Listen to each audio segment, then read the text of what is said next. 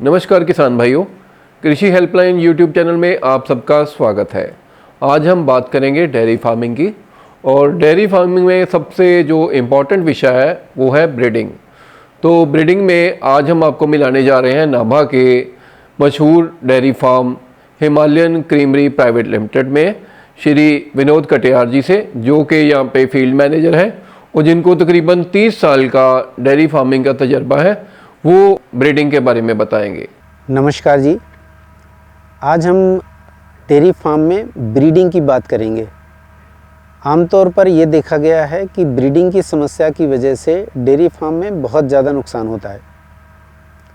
हमें कोशिश ये करनी चाहिए कि हमारी गाय बच्चा देने के बाद समय से गाभिन हो जाए। उसके लिए हम संक्षेप में थोड़ी सी चीज़ें आपको अपडेट करते हैं। गाय को गाभिन करने के लिए सबसे पहला जो स्टेप है वो बच्चा देने के बाद उसका प्लेसेंटा 4 से 6 घंटे में निकल जाना चाहिए। अगर आपके फार्म पे प्लेसेंटा रुक रहा है, ये समस्या आ रही है, तो इस समस्या का समाधान यहाँ पर नहीं है। इस समस्या का समाधान है जब आप ट्रांजिशन डाइट शुरू करते हैं। बच्चा देने के 1 महीने पहले जो ट्रांजिशन डाइट देते हैं वहाँ से सुधार की ज़रूरत है। इसके बारे में हम अगले चरण में बात करेंगे।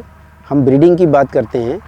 बच्चा देने के बाद, बच्चा देने के दिन से 30 दिन के अंदर गाय को एक बार हीट साइन शो करना चाहिए। अगर वो साइन नहीं शो कर रही है तो यहाँ पे फिर आपको एक सिंपल ट्रीटमेंट की ज़रूरत पड़ेगी और वो आप किसी अच्छे डॉक्टर से बात करके वो ट्रीटमेंट दे सकते हैं।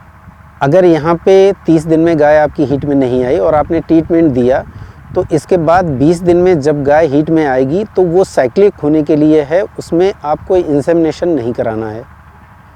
इसके बाद जो अगली हीट आएगी उसमें आपको इंसेमिनेशन करना होता है।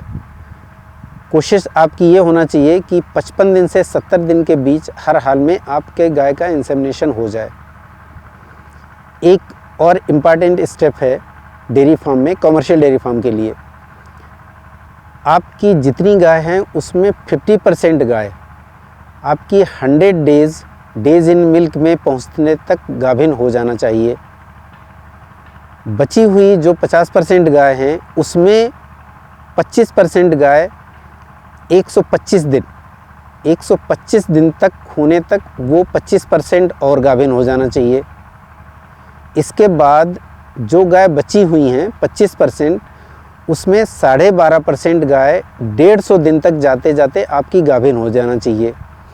अगर ये 3 स्टेप आपने पार कर लिए तो फिर आपको ब्रीडिंग से रिलेटेड किसी भी तरह का नुकसान नहीं उठाना पड़ेगा।